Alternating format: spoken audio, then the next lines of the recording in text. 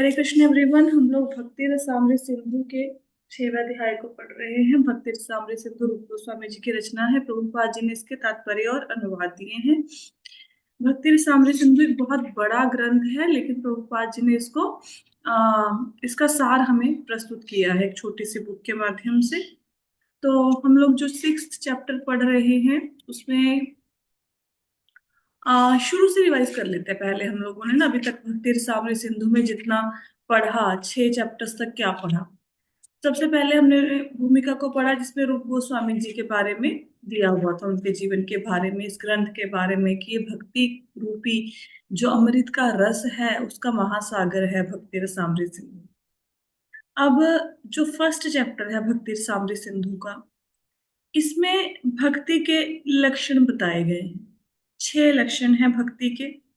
सबसे पहला लक्षण है कि भक्ति सभी क्लेशों से तत्काल राहत देती है। सभी प्रकार के भौतिक कष्टों से, क्लेशों से तत्काल राहत दे देती है। कौन सी? शुद्ध भक्ति। वो वाली भक्ति नहीं जो हम कर रहे हैं। हम लोगों की भक्ति तो हमें पता ही है कितनी शुद्ध है ना। चलते फिरते भक्ति हो रही है, शुद्ध भक्ति जो है।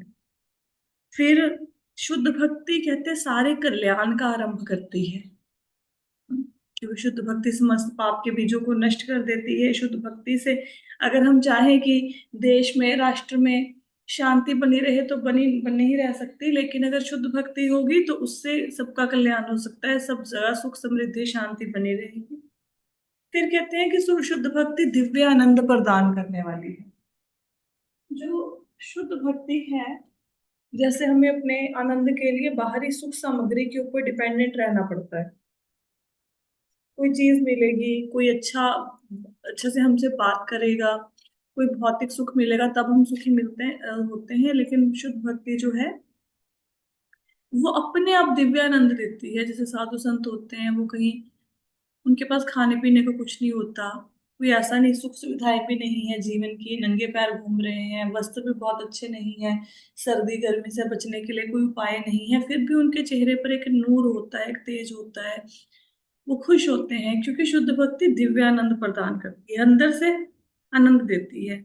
शुद्ध भक्ति बड़े विरले ही प्राप्त होती है। शुद्ध भक्ति भगवान श्री कृष्ण हर एक को नहीं देते। ये चौथा लक्षण है, क्योंकि जिसको भगवान शुद्ध भक्ति देते हैं, भगवान फिर उनके दास बन जाते हैं। भक्तों की बात भगवान को माननी पड़ती है, इसलिए भगवान मुक्ति, भौतिक भोग ये बड़ी आसानी से दे देते हैं, शुद्ध भक्ति नहीं देते। पांचवा लक्षण है कि जो शुद्ध भक्त होते हैं उनको मुक्ति भी नहीं चाहिए, और मुक्ति के विचार को भी तुच्छ मानते हैं। शुद्ध भक्तों को बोलो भक्ति चाहिए या मुक्ति, बोलेंगे मुक्ति नहीं चाहिए, सेवा चाहिए, हमें भक्ति चाहिए, भले ही हमें नरक में भेजो कोई दिक्कत नहीं, भगवान की भक्ति देना, वहां पे सेवा देना। 6वां लक्षण ये है कि शुद्ध भक्ति भगवान कृष्ण को आकर्षित करने का एकमात्र साधन है। भगवान कृष्ण सबको आकर्षित करते हैं, और उनको जो आकर्षित करे वो है शुद्ध भक्ति। उसको श्री कृष्ण आकर्षणी भी कहा जाता है। ये हमने पहले चैप्टर में पढ़ा। फिर हम लोगों ने सेकंड चैप्टर में पढ़ा कि शुद्ध भक्ति जो है, जस्ट 1 मिनट, इसकी अवस्थाएं क्या है, इसकी कैटेगरीज कौन कौन सी हैं। जैसे हम ट्रेन में बैठते हैं, उसमें होता है ना first class, second class, third class, अलग अलग कैटेगरी होती है डब्बों की। तो इसी प्रकार कहते हैं भक्ति की क्या क्या अवस्थाएं। भक्ति की 3 अवस्थाएं, 3 कैटेगरीज बताई गई हैं। साधन भक्ति, भाव भक्ति और प्रेम भक्ति। तो जो साधन भक्ति है, साधन भक्ति के 2 भाग हैं आगे, वैधि भक्ति और रागानुग भक्ति। वैधि भक्ति में गुरु के आदेश का पालन करना है, इसलिए भक्ति कर रहे हैं। अपने मन से सहज भगवान के प्रति आकर्षण नहीं है, सहज आकर्षण नहीं है कि सुबह उठे मंगला आरती चले, जब भी फ्री हुए चलो माला कर लेते हैं, 16 माला होगी उसके बाद भी मन करता रहे नहीं, और नाम जपना है, और नाम जपना है, और भगवान की सेवा करनी है, पूरा दिन भगवान के चिंतन में मन लगा रहे। ऐसा हो नहीं रहा, लेकिन गुरु ने बोला है कि 16 माला करनी है तो मतलब 16 माला करनी है। जो जो गुरु ने आदेश दिया, 4 नियमों का पालन करना है तो करना है, मन में इच्छा नहीं है, लेकिन गुरु का निर्देश है तो करना है। रागानुग भक्ति में होता है, बंदे को जबरदस्ती भक्ति नहीं करानी पड़ती, उसका मन करता है भक्ति करने का। जैसे छोटा बच्चा है, लालच वालच दे के उसको भेजो, स्कूल में भेजो, है ना। लेकिन जो बच्चा बड़ा हो गया, जिसके 10th के एग्जाम है, बोर्ड के हैं, उसको अपने आप ही पता है कि पढ़ना है, उसको लॉलीपॉप देने की, खिलौने देने की जरूरत नहीं, उसको पता है मुझे पढ़ना है, पता है इसलिए पढ़ता है वो, है ना। तो ये भक्ति की अवस्थाएं बताई गई हैं दूसरे अध्याय में। तीसरे अध्याय में भक्ति के लिए पात्रता की, मतलब भक्ति कर कौन सकता है। तो कहते चाहे किसी के मन में भौतिक भोगों की इच्छा हो, भले ही भौतिक भोगों की इच्छा ना हो, सब लोग भक्ति कर सकते हैं। हम्म? तो भक्तों को तीसरे अध्याय में 3 कैटेगरीज में डिवाइड कर दिया।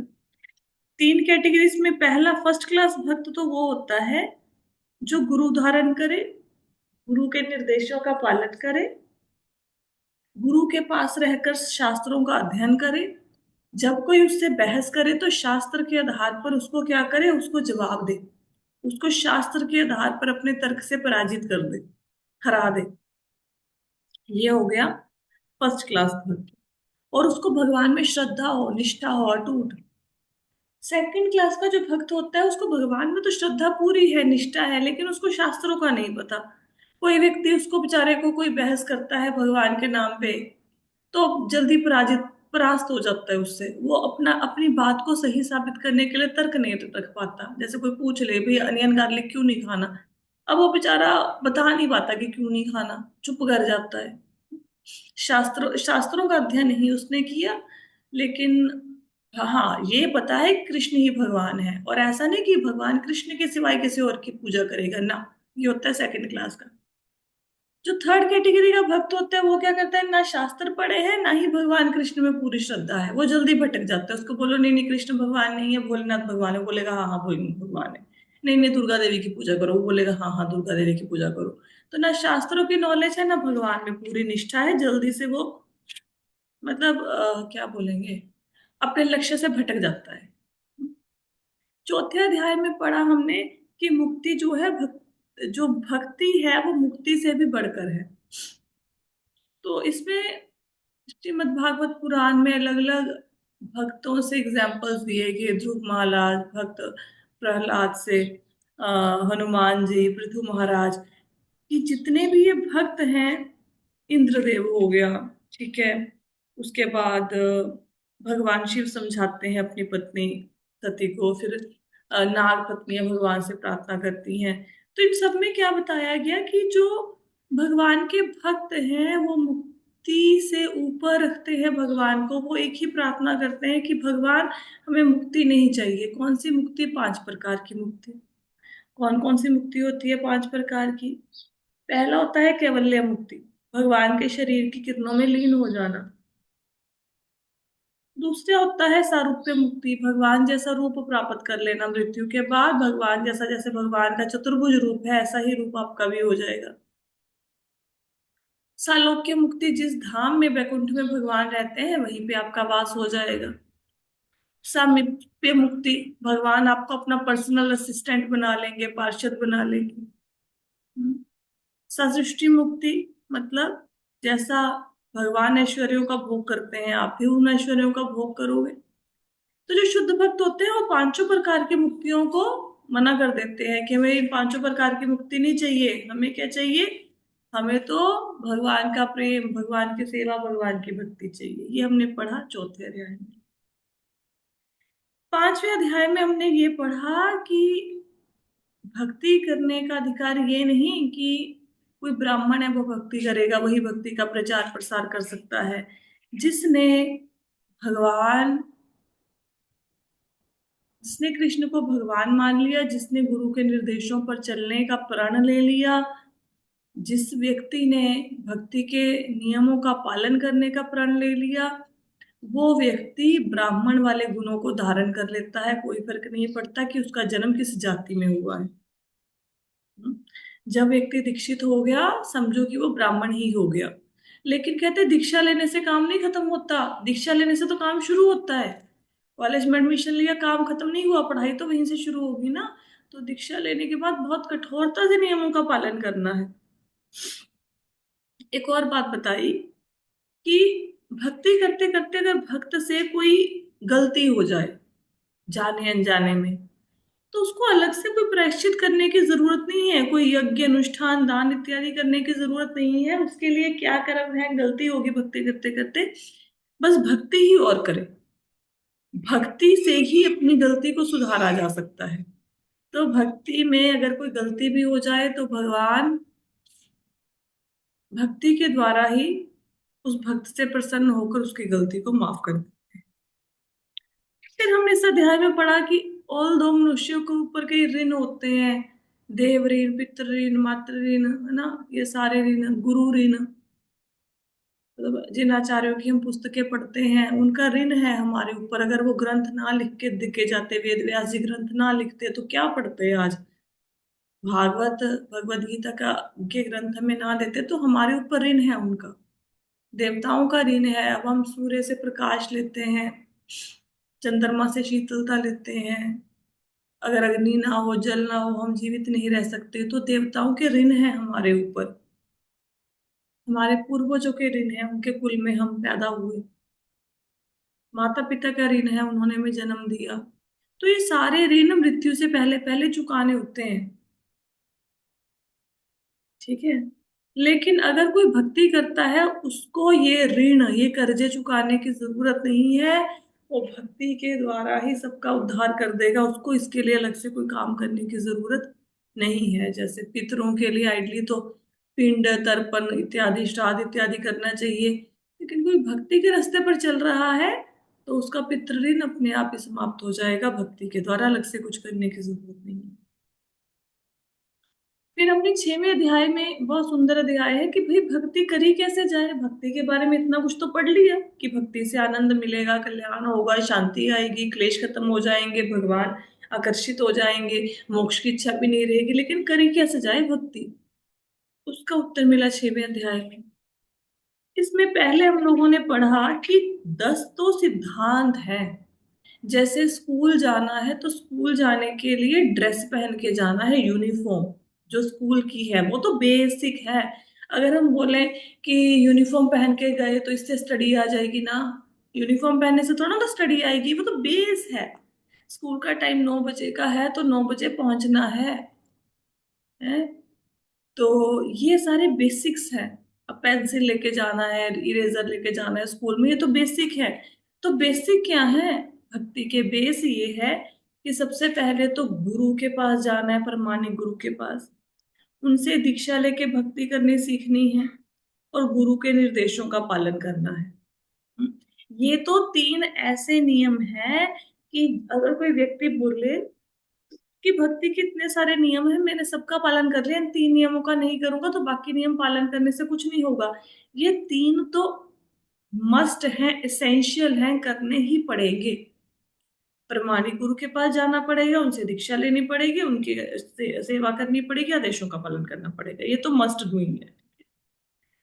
उसके बाद क्या क्या है, ये पुराने आचार्यों के चिन्हों पर चलो, गुरु से पूछो कि मेरा तो भक्ति में मन नहीं लगता, मैं कैसे भक्ति में मन लगाऊं। उनसे भक्ति को बढ़ाने की जिज्ञासा करो कि कैसे मैं भगवान के प्रति और मेरा लगाव हो। भौतिक वस्तुओं को बहुत अधिक इकट्ठा नहीं करना, फिर उलझ जाओगे। वृंदावन जैसे तीर्थों की यात्रा करनी है, जो भौतिक वस्तु ऐसी है जिससे भगवान से दूर हो रहे उसका त्याग कर दो। इंस्टाग्राम फेसबुक का त्याग कर दो, यूट्यूब का त्याग कर दो, क्योंकि वो भक्ति के मार्ग में रुकावट है।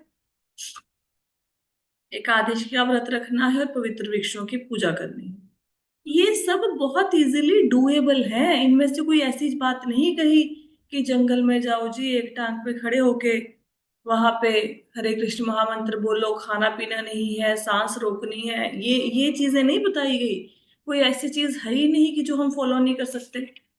आप सबकी दीक्षा नहीं भी हुई तो हो जाएगी, इतने समय से लगे हुए हो, आज नहीं तो कल हो ही जाएगी दीक्षा।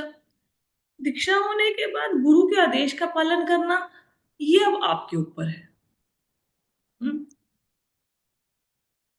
कोई डंडा लेके नहीं आएगा कि आदेश का पालन किया कि नहीं किया, आपकी अपनी मर्जी है। अब 16 माला गुरुजी ने कहा है तो करनी है। अब पता क्या है, बहाने तो जितने मर्जी बना लो दुनिया भर के हैं, कोई भी कारण हो सकता है। तबीयत ठीक नहीं थी, समय नहीं मिला, शादी में जाना था, पेट दर्द हो रहा था, काम बहुत ज्यादा था, घर में मेहमान आ गए। ये बहानों की एक एंडलेस लिस्ट है। असंख्य बहाने हैं। लेकिन जब करना है, भक्ति को प्रायोरिटी देनी है तो देनी है। अगर आप ये काम नहीं कर सकते तो कृपया गुरु धारण ना करें। क्योंकि जब आदेश ही नहीं मानना, फिर गुरु धारण करने का बेनिफिट क्या है? बच्चे को भेज दिया स्कूल, हो गए, मैं तो पढ़ूंगा ही नहीं, मेरा मन ही नहीं करता। या फिर एक दिन पढ़ूंगा, 10 दिन नहीं पढ़ूंगा। फिर वो 10 दिनों को फिर से भक्ति में आने में, फिर उसको पढ़ाई करने में समय लगे, 10 दिनों के बाद पढ़ना ही नहीं पढ़ना। अगर नहीं ये सब कर सकते तो मत करो गुरु धारण। फिर मतलब यह ऐसा थोड़ा ना है कि दीक्षा आज मिल रही है, 10 साल बाद नहीं मिलेगी, 5 साल बाद नहीं मिलेगी। मिल जाएगी। लेकिन पहले अपने आप को पक्का तो कर लो। अब पिज्जा बर्गर को देख के मन फिसल जाए, खाना है, अनियन गार्लिक छोड़ा ना जाए, मंगला आरती के लिए उठने को बोल दो तो प्राण निकल जाए, हफ्ते में एक दिन भी मंगला आरती अटेंड करने को बोल दो तो प्राण निकल जाए, उसके लिए कोई एफर्ट भी नहीं है कि भाई जाना है। ऑनलाइन भी अटेंड ना करो मंगला आरती, अगर जा नहीं सकते तो दिक्कतें ऐसी हैं घर की कि नहीं जा सकते। जब करना ही नहीं है फिर गुरु धारण करके करोगे क्या? क्या करोगे? गुरु को भी अपराध लगवा दोगे। कोई छोले भटूरे थोड़े ना बन रहे हैं, गुरु धारण करना है, दीक्षा लेनी है ना। मत करो। हमारे किए हुए किसी कार्य से गुरु को भुगतान करना पड़े वो कार्य मत करो। पहले पक्का करो अपने आप को कि अब मेरी जिंदगी यही है। पर हमारे नियम कोई ऐसा थोड़ा ना कि जैनिज्म जितने मुश्किल है। अगर जैनिज्म में आपको कुछ ऐसा करना हो कि आपको बनना हो वहां पे उनके प्रॉपर रूल को फॉलो करना हो, ब्रह्म कुमारी में प्रॉपर रूल को फॉलो करना हो, कितने कितने उनके नियम कैसे हैं देखो। उतने टफ नियम नहीं है। लेकिन हम छोटे छोटे नियमों का पालन ही नहीं कर पा रहे, क्योंकि हमारे लिए प्रायोरिटी नहीं है।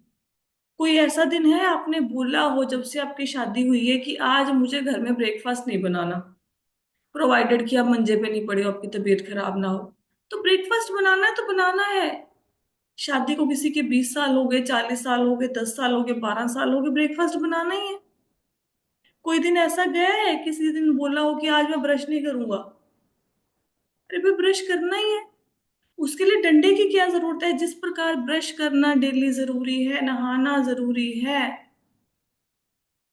चलो नहाते तो नहीं भी है लोग सर्दियों में, 4 4 दिन नहीं नहाते, कुछ लोग तो महीना महीना भी नहीं नहाते। मैं तो ऐसे ऐसे लोगों को जानती हूँ, 10 10 दिन नहीं नहाएंगे, सिर्फ मेकअप और परफ्यूम के भरोसे जिंदगी कट रही है उनकी। तब जो वो सारे काम करते हो तो भक्ति को प्रायोरिटी देनी पड़ेगी। कोई आके डंडा लेके नहीं बैठेगा कि करो करो करो। कौन डंडा मारेगा? कोई नहीं मारेगा। ये आपकी खुद की जर्नी है, सेल्फ जर्नी भक्ति। आप सब लोग अपनी जीवन का 80% हिस्सा जी चुके हैं। कलयुग में मनुष्य की आयु बड़ी मुश्किल से 80 85 तक पहुंचता है। 90 साल का बंदा तो आपको मिलेगा नहीं। ये भी वो लोग पहुंच रहे हैं जो हमारी माताएं दादियां हैं वो पहुंच रही हैं। उनका खान पीन थोड़ा शुद्ध था हमसे बचपन में। हम लोग तो कुरकुरे चिप्स के बेस पे पले बड़े हैं, हमारी जान कहाँ है? वो आज भी हमसे ज्यादा काम कर लेंगे, हमसे नहीं हो पाएगा।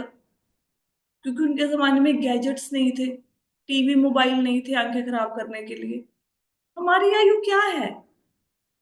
60 70, बस इतना तो पहुंचेंगे हम घिसते पिटते। और उसमें भी आप ये देखो जो बुढ़ों को बीमारियां लगती है ना, घुटनों का दर्द, सर्वाइकल, माइग्रेन, हाँ, वो सारी बीमारियों के लक्षण आपको अपने अंदर पाए जाएंगे।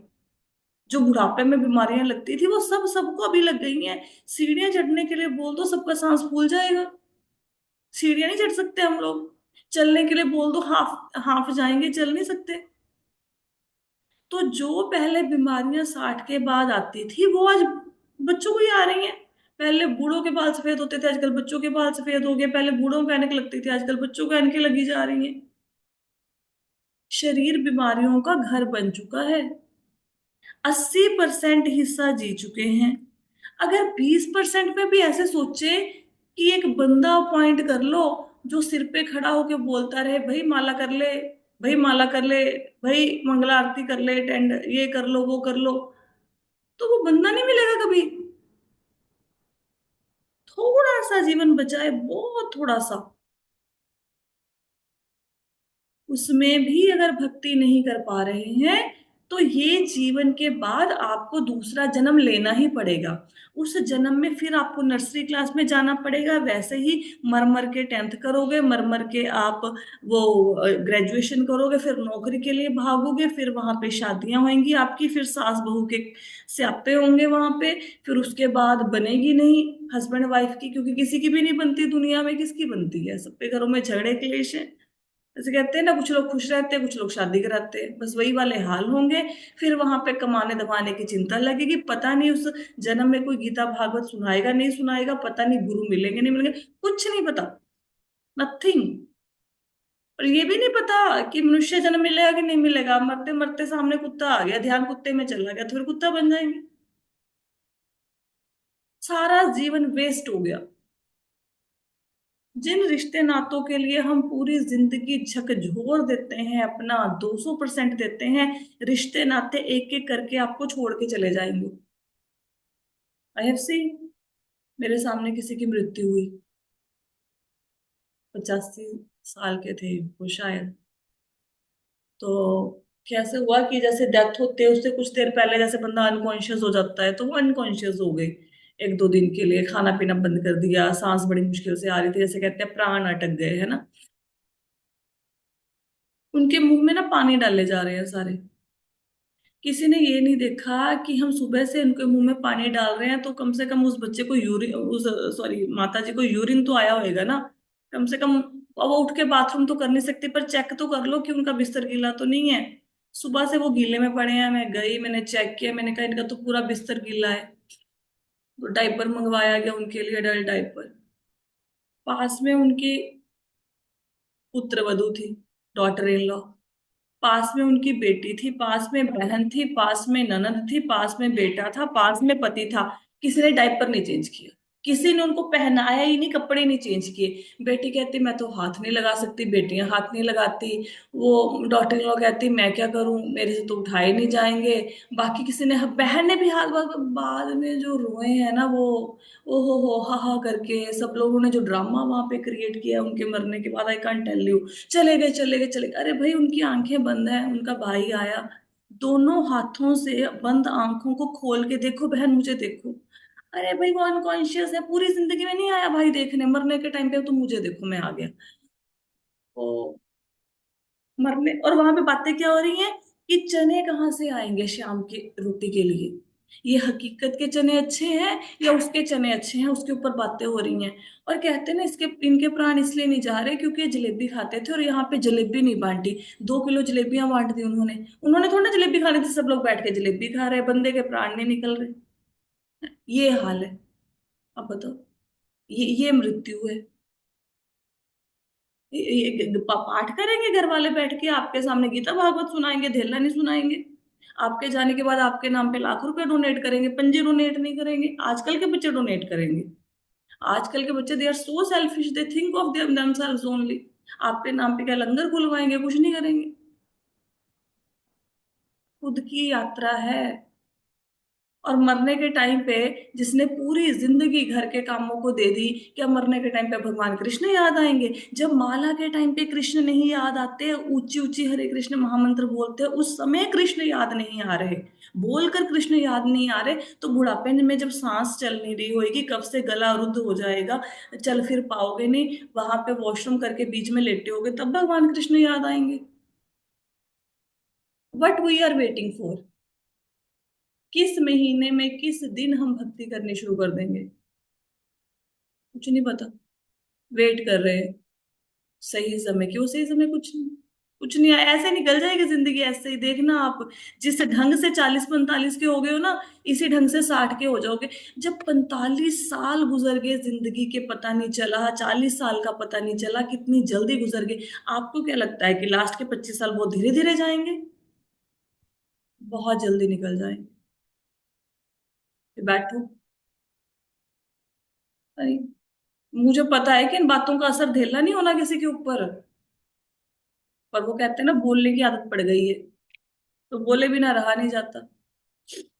हो सकता है किसी दिन किसी को कोई बात चुभ जाए, और वो चुभन में ही भक्ति कर ले अच्छे से। जब मैंने इस कॉल को ज्वाइन किया तो मेरी जूनियर थी बैंक में, मुझे कहते, मतलब मेरे को ना बड़ा भटकने की आदत थी, या इधर चले गए उधर चले गए, आर्ट ऑफ लिविंग के चले गए, कुमार स्वामी के चले गए, ब्रह्म कुमारी के चले गए, बड़ा भटकने की आदत थी। तो उसने बोला कि ये मैडम से कुछ नहीं होना होना, आज इन्होंने ये सारा काम कर रही हैं, अनियन गार्लिक नहीं खाना, ये करना है वो करना है, 2 साल में इन्होंने चेंज कर लेना है, मन इनका भटकता रहता है। मेरे को बात बड़ी चुभ गई। अब मैं उनसे मिली 4 साल बाद, वो कहती मैम आपने कंटिन्यू कर लिया, मैं इस बात पे हैरान हूँ। मैं तो चाहती हूँ मेरी बातें लग जाएं आपके मन को, खिंच जाओ आप, तड़प जाओ मेरी बातों से, क्या पता गुस्से में ही भक्ति कर जाओ, है ना? पर गुस्सा भी नहीं आता, क्या करें, चलो एनीवेज। जिंदगी है, आप मर्जी है आपकी, क्योंकि सर है आपका, है ना? एक ना बहुत अच्छी ऐड आती थी, आज से 25 साल पहले ऐड आती थी। उसमें क्या करते थे, आई थिंक आप सब लोगों ने देखी होगी, एक ना नारियल रखते थे और एक हेलमेट रखते थे, तो फिर एक हथौड़ा आता था, वो नारियल को फोड़ देता था, फिर वो हथौड़ा हेलमेट पे पड़ता था, तो हेलमेट नहीं टूटता था। आई डोंट नो आपने किसी ने ऐड देखी है कि नहीं। फिर लास्ट में एक लाइन आती थी, पंच लाइन, मर्जी है आपकी क्योंकि सर है आपका। कि भाई हेलमेट पहनो चाहे ना पहनो, आपकी मर्जी क्योंकि सर आपका है। ठीक है, इन्हें बता, देखा था माता जी। देखा था ना? तो बस सर फूटने वाला यमराज ऐसे सिर फोड़ देंगे। तो मर्जी है आपकी क्योंकि सर है आपका, करना है करो, नहीं तो फिर ऑप्शन तो है ही है 6 बजे उठने की, जब मर्जी उठ जाओ जिंदगी में, है ना? चलो, अभी हम लोगों ने कल, वैसे आपने कल मैंने सारे पढ़ा दिए थे आपको पॉइंट्स। ममता माता जी, हम 26वें पॉइंट पे थे, वहां से पढ़ना शुरू करो, आज कंप्लीट करें चैप्टर को। माता जी 31 से पढ़ना। 31 से स्टार्ट करो। कृष्ण के लिए सारे कष्ट झेलें और हर प्रयास करें, हर हालत में शरणागत बने रुक रहें। जाओ, रुक जाओ, तुलसी के रुक जाओ माता जी, रुक जाओ। क्या लिखा है? कृष्ण के लिए सारे प्रयास करें और सारे कष्टों को झेलें, हैं? कौन सा प्रयास करोगे? क्या करोगे, कौन सा कष्ट झेलोगे?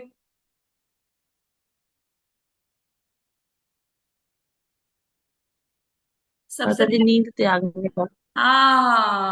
सबसे पहले तो मंगला आरती के टाइम पे जो एसी, ये फैन आपको बुला रहा है, ये एक्चुअल में तो देखा जाए कष्ट है सुबह उठना। किसका मन करता है 4 बजे उठने का? किसी का मन नहीं करता। 4 बजे उठोगे तब जाके 4:30 बजे तक मंगला आरती तक पहुंचोगे आप। और फिर बोलोगे मंगला आरती कैसे जाए माता जी, हमारे हस्बैंड तो मानते नहीं, वो तो जाते नहीं। अरे भाई, ऑनलाइन मंगला आरती अटेंड कर लो। एक ना बहुत सुंदर लैंप आता है, ऑनलाइन देख लेना, मैं आपको लिंक भेज दूंगी। उस लैंप में मंगला आरती अटेंड करनी है तो पहले ही ना अपने पास कपूर या बाती और वो लगा के रखना। जैसे ही मंगला आरती हो ना, मोबाइल पे ही मंगला आरती लगा के वहीं से भगवान को दीपक दिखाओ, आपको वो दीपक का ओरिजिनल दीपक दिखाने जितना, मंदिर में दिखाने जितना फल ही मिलेगा। क्योंकि भगवान के चित्र में और भगवान में कोई फर्क नहीं है। आपको जैसे ओरिजिनली वृंदावन जाके आप करते हो ना, भगवान की मंगला आरती में दीपदान, उसी का फल मिलेगा। देखते हैं कल से कितने लोग उठेंगे। कष्ट। हरे कृष्ण माता जी। हरे माता जी कृष्ण। वो भेजना लिंक जिसमें मंगला आरती का हम करते हैं। हाँ, मैं मंगला आरती का लिंक भेज दूंगी आपको, और वो जी। दीपक का भी भेज दूंगी। रोज भाई जी। मेरे पास सुनो, लोग कितना कुछ करते हैं यार। मतलब हम देखो कितने कितने ढोंगी बाबा हैं हम लोग। हम ना वैसे तो उठेंगे नहीं, पूरी जिंदगी नहीं उठेंगे मंगला आरती के लिए। सब लोगों को ले जाओ भर के ट्रिप में, है वृंदावन ले जाओ, वहां पे हर बंदा 3 बजे उठ के तिलक लगा के अच्छी साड़ी पहन के मंगल आरती में आ जाएंगे। अरे जो वृंदावन में जाके फीलिंग आ रही है आपको सवेरे उठने की, वो घर पे क्यों नहीं आती? घर पे भी उठो ना। अब वहां पे मतलब लिटरली आप सोचो कि कैसे लोग हैं हम। वहां पे पहुंच जाएंगे वृंदावन में। जो जो नींद वहां पे आती है वो वृंदावन में भी तो आती होगी ना। हाँ, धाम की वाइब्रेशन का फर्क तो होता ही है, लेकिन मन तो वही है, शरीर तो आपका वही है, नींद के आर तो वही है। पूरा यात्रा कर लोगे वृंदावन की, मेरे जैसा भी कर लेगा, नंगे पैर भी कर लेगा, तब थकावट नहीं होगी। अब यहाँ पे सुबह उठने में प्रॉब्लम हो गई है, तो भगवान के लिए क्या कहते हैं, सब प्रकार के कष्टों को सहो। ठीक है, आगे चलो। हर माता, हालत में शरणागत बने रहें। तुलसी के पौधे को सींचें। नियमित रूप से श्रीमद् भागवत तथा ऐसे ही अन्य ग्रंथ सुने। मथुरा, वृंदावन या द्वारका जैसे पवित्र स्थानों में जाकर रहें। आगे पढ़ो माता जी। नहीं नहीं रुको। अब यहाँ पे क्या है, शरणागत बने रहो। भले ही हमारे अंदर 100 बुराइयां हैं, हमें पता है कि हम लायक ही नहीं भगवान को पाने के, भले ही जीवन में 100 कष्ट आ जाएं, भगवान भगवान को नहीं छोड़ना। तुलसी के पौधे को नियमित रूप से जल दो। मद भागवत भगवत गीता सुनो, उसके लिए तो कुछ नहीं करना है, ऐसे ग्रंथ सुबह शाम की क्लास लगा लो, श्रवण आपका हो जाएगा। मथुरा वृंदावन जैसे स्थानों पर रहे, नहीं रह सकते साल में वहां पे 2-3 बार जरूर जाओ मथुरा वृंदावन में, और घर बैठ के वृंदावन का स्मरण करो। इससे आपका वृंदावन वास हो जाएगा। आगे क्या है, आगे पढ़ो माता जी। वैष्णवों, भक्तों की सेवा करें। अपने साधनों के अनुसार अपनी भक्ति की व्यवस्था करें। कार्तिक महीने में विशेष सेवा का प्रबंध करें। जन्माष्टमी, कृष्ण के इस भक्त के प्रकट से के अवसर पर विशेष सेवा का आयोजन करें। अर्चा विग्रह के लिए जो कुछ भी किया जाए वह सावधानी तथा भक्ति पूर्वक किया जाए। यहाँ पे क्या कह रहे हैं, भक्तों की सेवा करें, भक्तों की सेवा करनी है। और जितनी अपने अंदर समर्था है, उन साधनों का उपयोग करके अपनी यथा योग्य शक्ति के अनुसार भक्ति करें, भगवान की पूजा अर्चना करें। कार्तिक के महीने में कोई विशेष उपवास मतलब विशेष व्रत ले, कि जैसे भूमि शयन करना है, एक समय भोजन करना है, ठीक है, कुछ भी अपनी फेवरेट चीज को त्यागना है, ऐसा स्पेशल कुछ करें। भगवान की माला ज्यादा करनी है, श्रवण ज्यादा करना है, रीडिंग ज्यादा करनी है, इस प्रकार। और जन्माष्टमी पे जब भगवान का प्राकट्य दिवस है, उस दिन स्पेशल सेवा करें। आगे माता जी पढ़िए। भक्तों के बीच में ही भागवत बांचने का आनंद उठाया जाए, बाहरी लोगों के बीच में नहीं। अधिक बड़े चढ़े भक्तों की संगति करें। भगवान के पवित्र नाम का कीर्तन करें। मथुरा की सीमा में वास करें। इस तरह कुल मिला के 64 विधान होते हैं, किंतु जैसा कि उल्लेख किया जा चुका है कि इनमें प्रथम 10 ही मूल विधान हैं, फिर 10 गौण नियम हैं, इनके बाद अन्य 44 कार्य हैं। इस तरह वैदिक भक्ति संपन्न करने के लिए कुल मिलाकर 64 बातें हैं। इनमें से 5 बातें अत्यंत महत्वपूर्ण हैं। अर्चा विग्रह की सेवा, श्रीमद् भागवत का श्रवण, भक्तों की संगति, संकीर्तन तथा मथुरावास। अगला भी पढ़ दो माता जी। आगे, भक्ति ही इन 64 बातों में हमारे मन, वाणी तथा शरीर से संबंधित सारे कार्य सम्मिलित हैं। जैसा कि प्रारंभ में कहा जा चुका है कि भक्ति के विधानों का आदेश है कि हमारी सारी इंद्रियां भगवान की सेवा में लगाई जाएं। वे किस प्रकार सेवा में लगाई जाएं, इसका वर्णन उपयुक्त 64 बातों में किया गया है। अब श्री रूप गोस्वामी विभिन्न शास्त्रों के प्रमाण देकर इनमें से अनेक बातों की प्रामाणिकता की पुष्टि करेंगे। तो लास्ट के 4 नियम ये हैं कि भाई अर्चा विग्रह की जब भी सेवा करनी है, बड़ी सावधानी रखो, भक्तों के बीच में ही भागवत पढ़ो सुनो, और अपने से जो बड़े चढ़े भक्त हैं उनकी संगति करो, भगवान का नाम का कीर्तन करो, और मथुरा में वास करो। तो कहते 64 हो गए, जो पहले 10 मैंने बताए थे आपको, जब अभी सेशन के बीच में रिवाइज कराए, वो मेन है। उसके बाद 10 और बताए, ठीक है, रूप गोस्वामी ने इसी पुस्तक में आया, उसके बाद 44 बताए, तो टोटल 64 है। लेकिन ये नियम वैदिक भक्ति के हैं। भक्ति की 3 कैटेगरी, साधना भक्ति, भाव भक्ति, प्रेम भक्ति, साधन भक्ति जो सबसे बेसिक है, उसमें भी बेसिक वेदी भक्ति, उसके नियम है 64। तो इनमें से अगर आपको सारे नियम मतलब नहीं भी लागू होते, तो भी जो 5 है, 5 तो आपको फॉलो करने ही पड़ेंगे। अर्चा विग्रह की पूजा, अब लड्डू गोपाल जी की सेवा करते हो, श्रीमद् भागवतम का श्रवण करना, भक्तों की संगति करना, संकीर्तन और मथुरावास। अब मथुरावास तो मतलब कभी कभी जा सकते हैं, चिंतन कर सकते हैं मथुरा का, अगर प्रॉपरली परमानेंट वहां नहीं रह सकते तो ठीक है। तो कहते हैं 64 बातें जो बताई गई हैं, अब इनको प्रूव करेंगे रूप गोस्वामी एक एक बात को। ठीक है, अलग अलग शास्त्रों से, जैसे भक्ति मुक्ति से ऊपर है, उसको रूप गोस्वामी जी ने प्रूव किया। श्रीमद् भागवतम से कितने सारे श्लोकों के थ्रू प्रूव किया कि वास्तव में भक्ति मुक्ति से ऊपर है। अब जो ये 64 बातें बताई, इनमें से अनेक बातों को अलग अलग शास्त्रों से उदाहरण लेके प्रूव करेंगे कि जो उन्होंने लिखा है दैट इज वेरी ट्रू। ठीक है, तो इसको पढ़ लो चैप्टर को एक दो बार।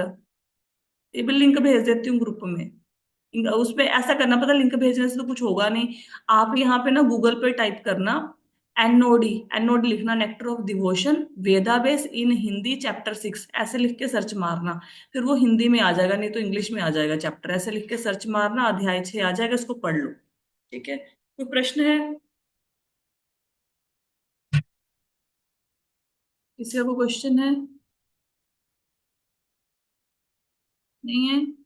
ठीक है, तो फिर आई होप सो कुछ ना कुछ परिवर्तन आएगा सबके जीवन में। आज हमेशा ही मैं तो ऐसे सोच रही हूँ 4 साल से परिवर्तन आएगा, पता नहीं कब परिवर्तन आएगा, कब क्रांति आएगी जीवन में सबके। चलो, हरे कृष्ण। हरे कृष्णा। हरे कृष्ण। हाँ माता जी, वो आपने कुछ पूछना था, भक्ति आपने, शास्त्री आपने कहा, तो मेरी ना कल से क्लासेस पर वो मतलब मेरे को बड़ा औखा लग रहा है कि नहीं नहीं, मेरे से आपको हो कुछ पाए। नहीं नहीं, आपसे सब हो पाएगा। आप मेरे को बता देना कि आपके कौन सी पुस्तक शुरू की है उन्होंने, मैं आपको कल उसके नोट्स भेज दूंगी। देवोपनिषद शुरू करिए, वो बुक में लेके आई थी पर उन्होंने अपना कुछ भेजा पीडीएफ, और और मेरे को पीडीएफ क्या था, मेरे आप को कोई बात, हफ्ते मैं आपको ना कुछ, आप छोड़ो, आप, मैं आपको ना नोट्स भेज दूंगी, आप उन नोट्स को पढ़ लो और उससे आप पास हो जाओगे, बहुत बढ़िया नंबर आ जाएंगे।